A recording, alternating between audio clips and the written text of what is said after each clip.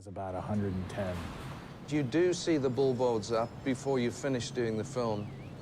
You drive past it thinking, but the music's not written yet. The scary thing is going down into Subway in New York and I'm halfway done and seeing your name on the poster and saying, oh God, you know, I have a long way to go in 2.5 weeks. The more expensive the movies get, you know, I mean, they do let you know this. You know, the occasional, you know, hint gets dropped by the studio that, you know, everything is riding on this and you better, you know, whatever.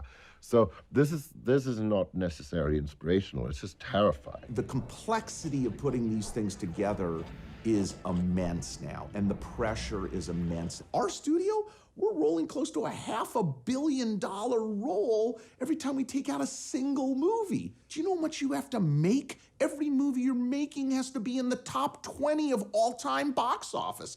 It's insane. I just think the complexity of the business overall has brought a complexity to the art form. On the movie Armageddon, which I did, I literally got a clock from Jerry Bruckheimer with a countdown clock, counting down to the day we finish. And that was in front of me at all times. Deadlines can be terrifying. The schedule on this film is so accelerated, it's on a whole other level of professionality. It's been about 6 hours so far. We've got another 3 hours to go. How do we do this? I guess what, 6 clicks into bar 29. Yeah, you should go up a half step, I think. This kind of situation is so expensive and so hard to organize. But there's always more than one way to solve a problem.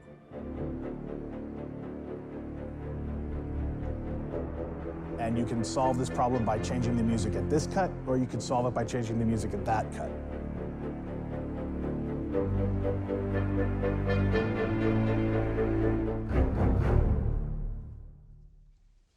Great.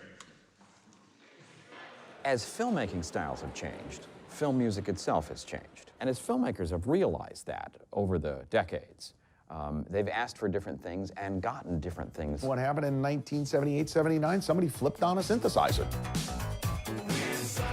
When the synth came in, actually, punk also happened. And you have this incredible new extroverted musical intelligence going on.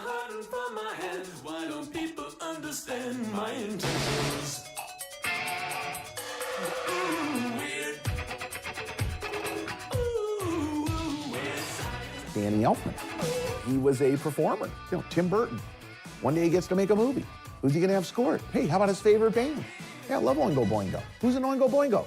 Who's really the principal songwriter? Who's really doing what oh, it's this guy Danny Elfman. Bingo bango. I was starting to write weird but elaborate compositions. I wrote a thing called the Oingo Boingo Piano Concerto No. 1.5. Without having written that, I never would have taken Pee-wee's Big Adventure.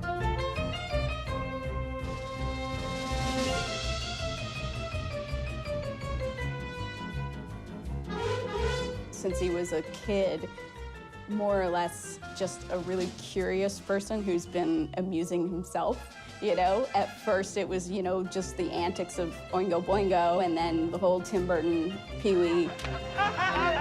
There's nothing bland about Danny. Thanks a lot, dude. Danny is the composer who grabs you by the collar during the main title of a movie and says, I'm about to take you into a world, and here's what it's about.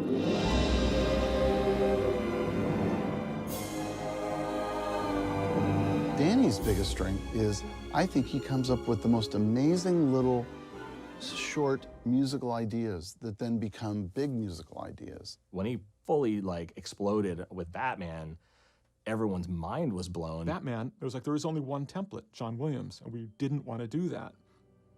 Again, I had nothing to go on. There was no model of what kind of chords, how do you do a darker score that's still fun and has energy.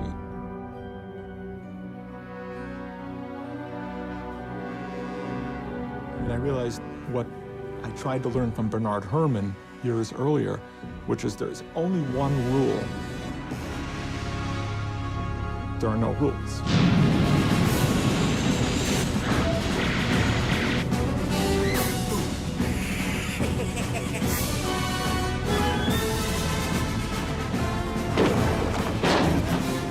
He can broach the big orchestral world with the very uber contemporary world, and he does it really seamlessly. You can hear his sound, his personality.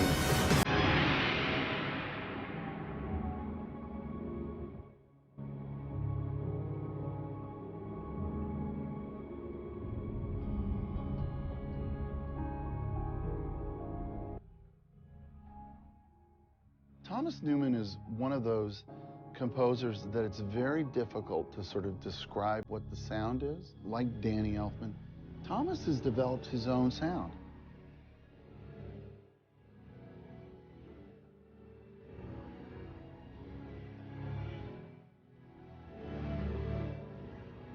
The first score I worked with him on was Shawshank Redemption. His music is extremely edgy and unique, and he has a unmistakable mark. It's like a watermark on anything that he does.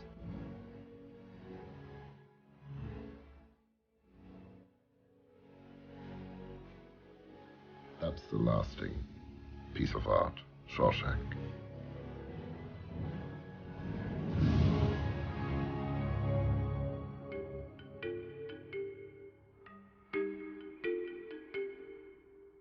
My name is Lester Burnham.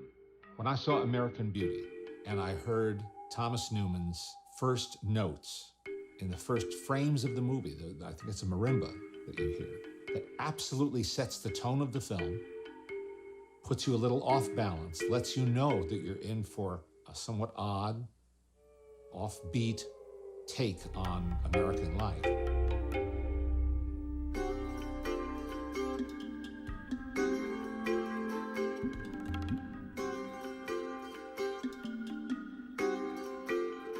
The great thing about Thomas Newman is he's managed to capture a way of doing uncertainty.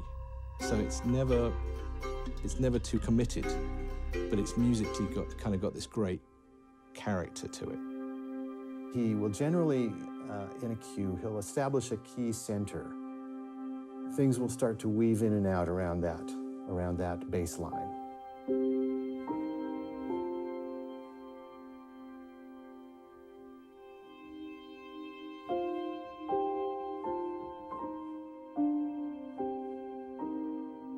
That creates a kind of a texture that lives behind the orchestra. When the orchestra comes in, it becomes part of that texture.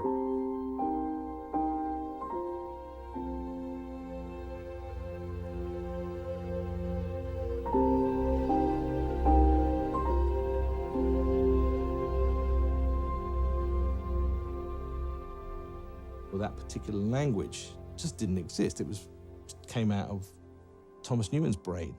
Thomas Newman is Alfred Newman's youngest son. Yes, he is orchestrally trained, and he could write a great orchestral score, but sometimes the movies he was working on required something more intimate.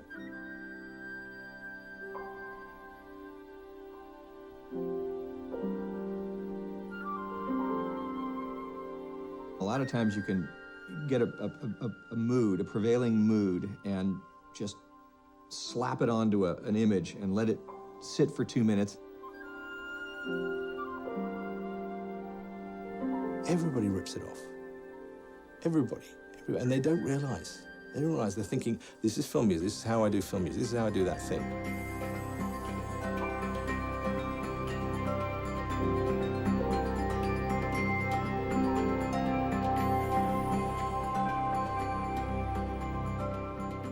And of course, it's been imitated and copied, but he was there at that moment to introduce something new. It's so difficult to sit down and do that cold, emotive, solo piano thing because he's perfected it.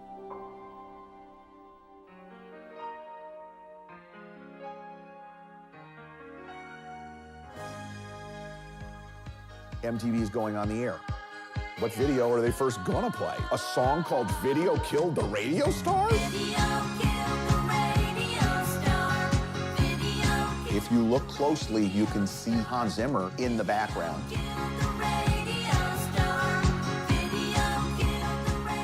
Hans brought an unconventional rock swagger, okay, to film scoring.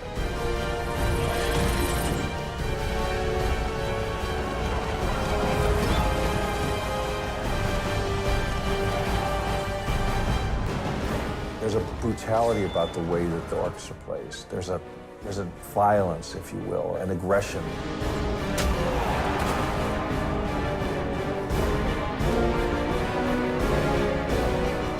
There's an intensity about it. Intensity about how what's written, intensity to be how it's played.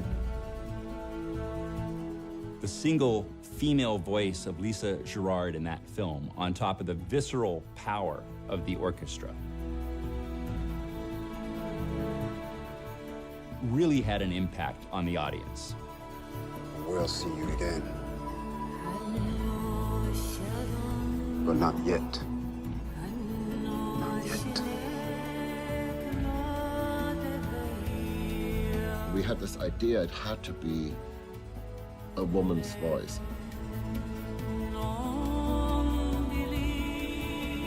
Why do you want a woman's voice in a Gladiator movie?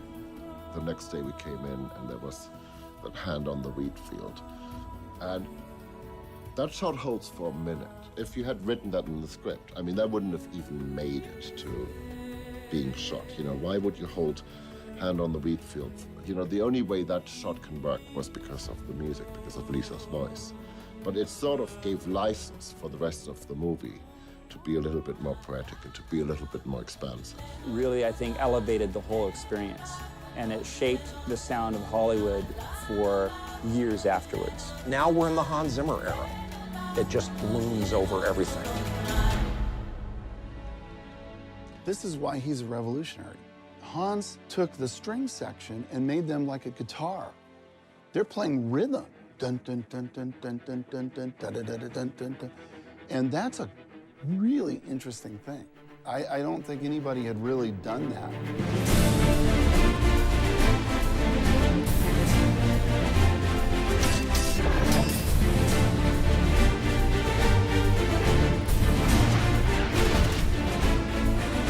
Pirates, it's like Led Zeppelin, okay? It's like freaking Led Zeppelin, played by an orchestra.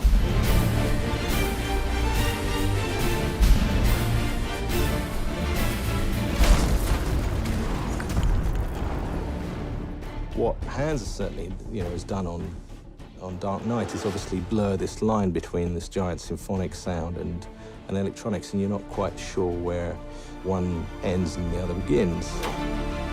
The sort of light, repetitive string ostinatos, you hear that so often.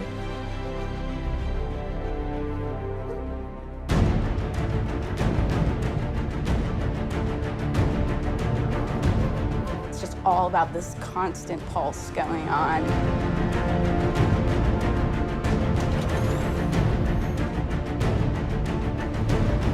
It's terribly powerful. Terribly exciting. Hans Zimmer is still, he's a legend that's still becoming more legendary. The end of Inception, it's like a new morning.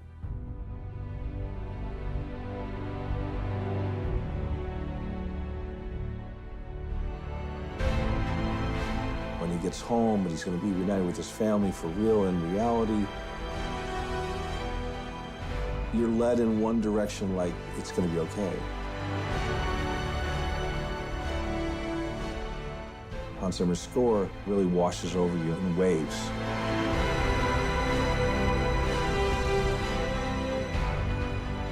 And the music just piles it on. The camera pans down and you're left with a big question. You go, wow, music adds quite a bit here. We've seen over the last 5-6 years where people that are not film composers were asked by a director to do something unique. Like Trent Reznor and Atticus Ross.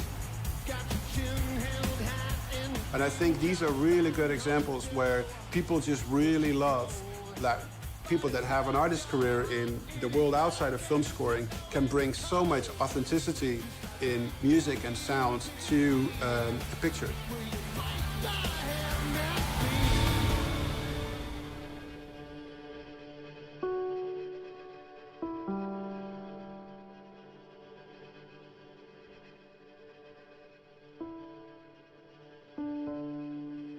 the sounds they're using were extremely contemporary. Their score for Social Network, it's an emotional palette.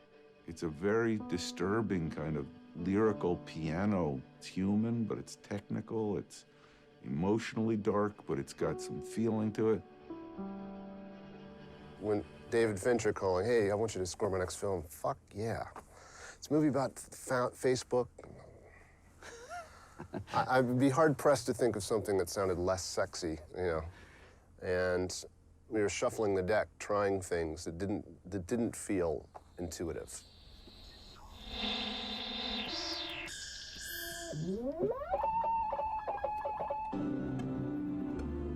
Talking about changing the temperature of a movie and the emotional response of the audience, radically different.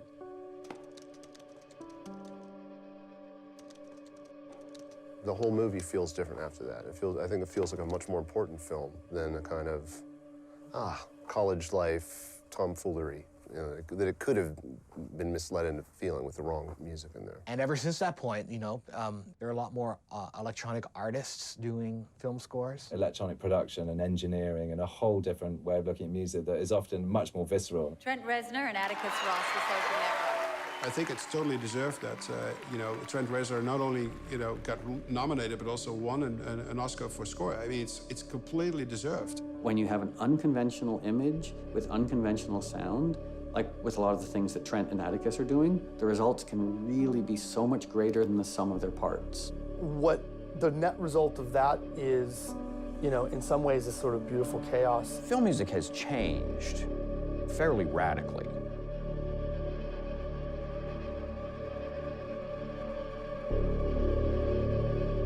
There's far more experimentation. There's far more freedom in inviting artists who would never have thought of doing a film score, and nobody would have thought of doing a film score before.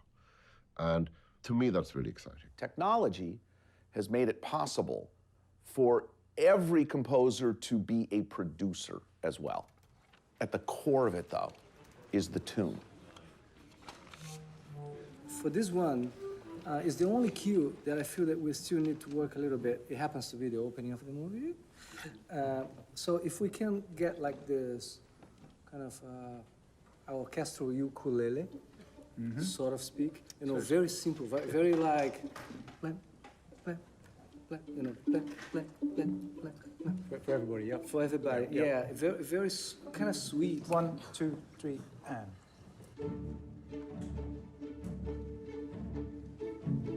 Can we do it? Okay.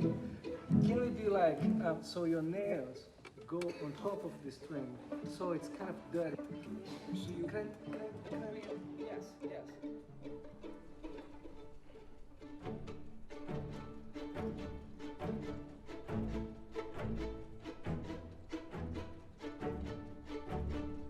The cello as well.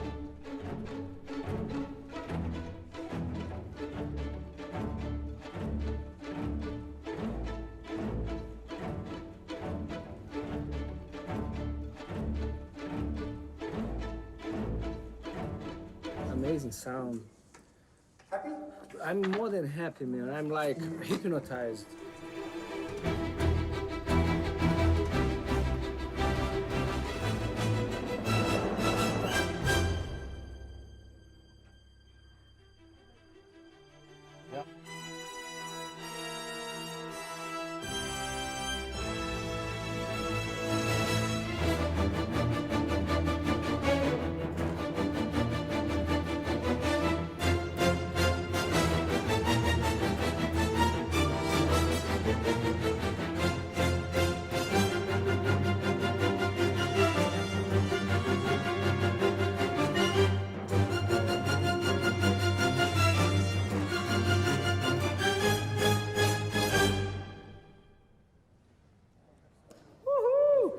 There's some powerful stuff. Beautiful. I just want to thank you again because you are amazing. And what a privilege it is for a musician like myself to have you guys playing my music. So thank you very much. Thank you, Rachel. Thank you.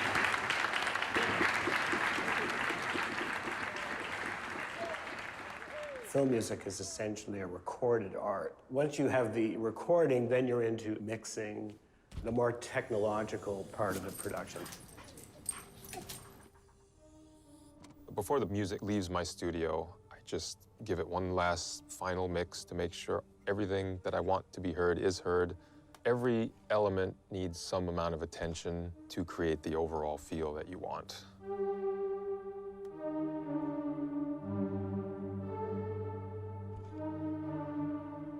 So that's his main little melody. Very simple, because he's a big, simple, evil dude.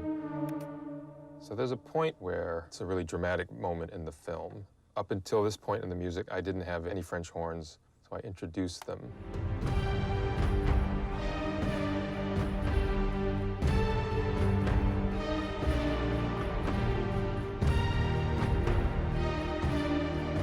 Like, you probably can't even hear them. I can hear them because I know what they're playing, but...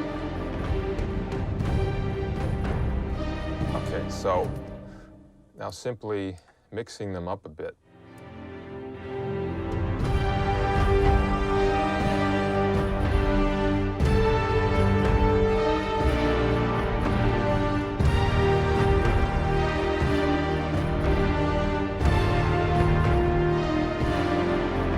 Every time I played that just then, they were there. When I turn the horns down, I don't feel that emotional peak. So there's 50-foot robots running down the highway. That line better be mixed up loud, otherwise you're not going to hear it. You want your intention to be clear.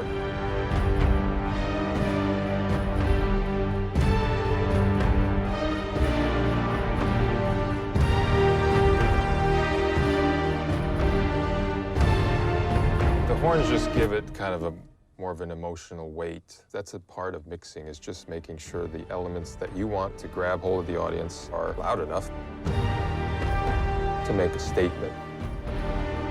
You can't really be wishy-washy. You have to make bold statements.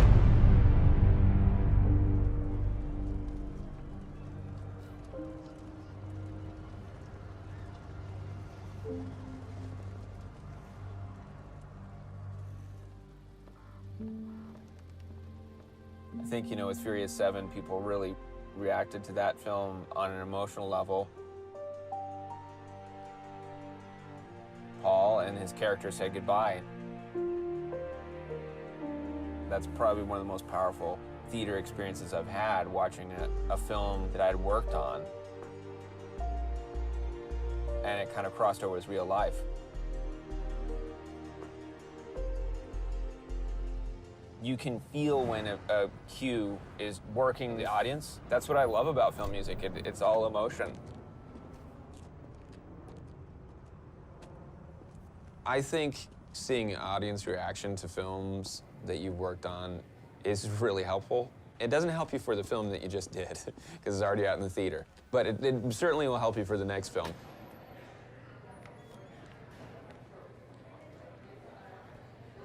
Seeing literally the reaction of how people respond to your music, that's really cool.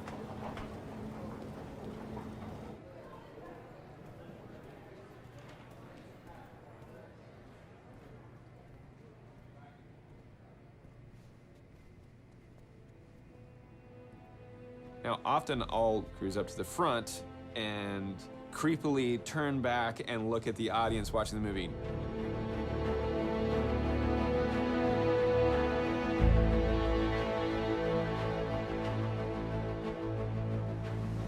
Very rarely am I spotted doing that. Every once in a while, I will look through the audience. I'm enjoying everyone watching it, and then there's one head, like the tennis match with the one person, like looking right at you, looking at them, and that's uncomfortable, and then I leave.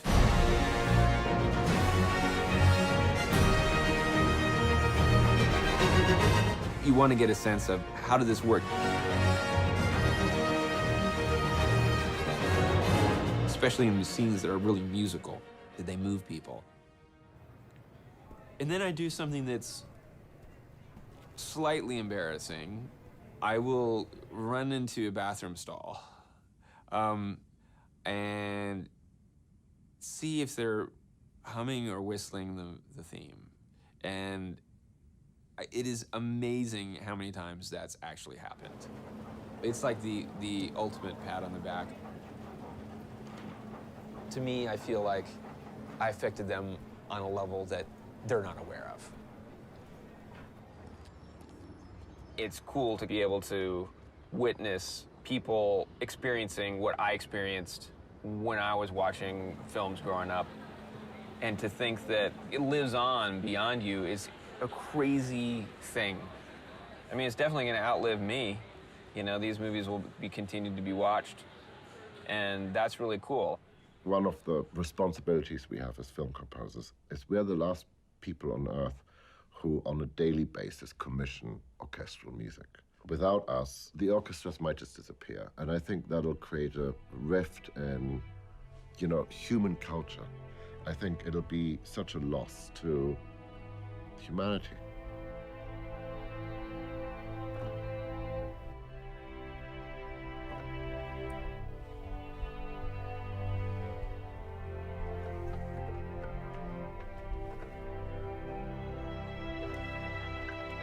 We all have this fragility.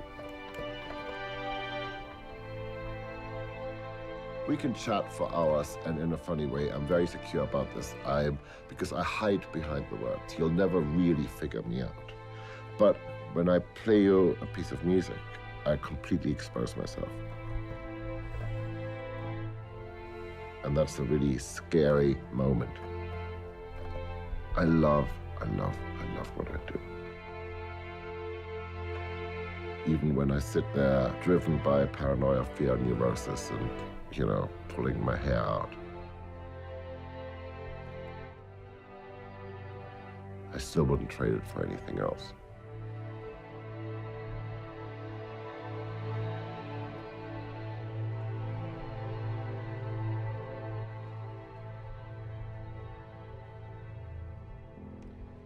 Very few people can be inspired every day to write something brilliant. Whether or not you're aware of it, music plays such an important role in how you respond to a film. All your other work on a film can come to nothing if you don't get the music right. You constantly have to reinvent yourself, and you have to adapt to very, very difficult psyches. It's quite a lot of weight to carry on your shoulders. You're just struggling and you have self-doubts. And sometimes, sometimes you crash into a wall. The satisfaction of succeeding, it's really something. Film music is one of the great art forms of the 20th and 21st centuries. There is something about what the film composer brings in by their intuition. That unique ecology, that unique combination is what makes film music so powerful, so mysterious, and probably uncapturable to us as scientists.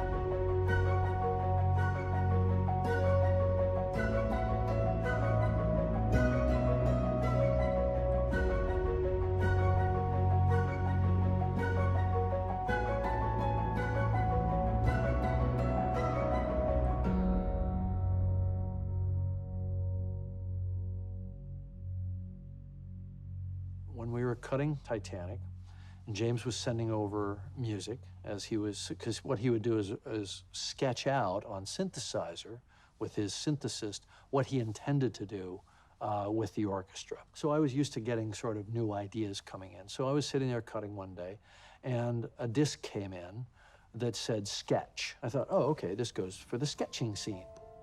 I just kind of slid it around until I found a place where it seemed to sync with the scene nicely.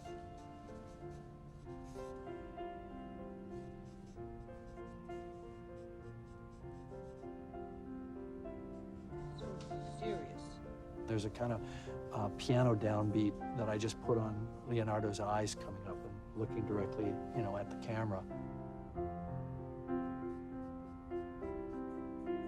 A critical moment of eye contact between the two of them while he's drawing her. And then, boy, it just really flowed.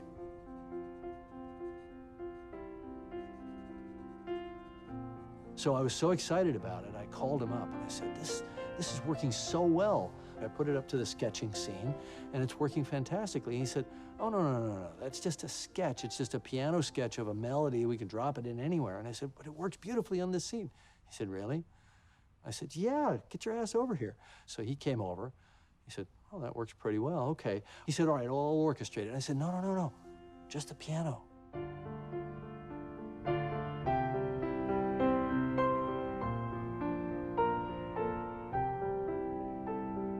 He said, all right, I know the best pianist in the world. I know, he's out of London. I said, no, it's you, buddy. It's you.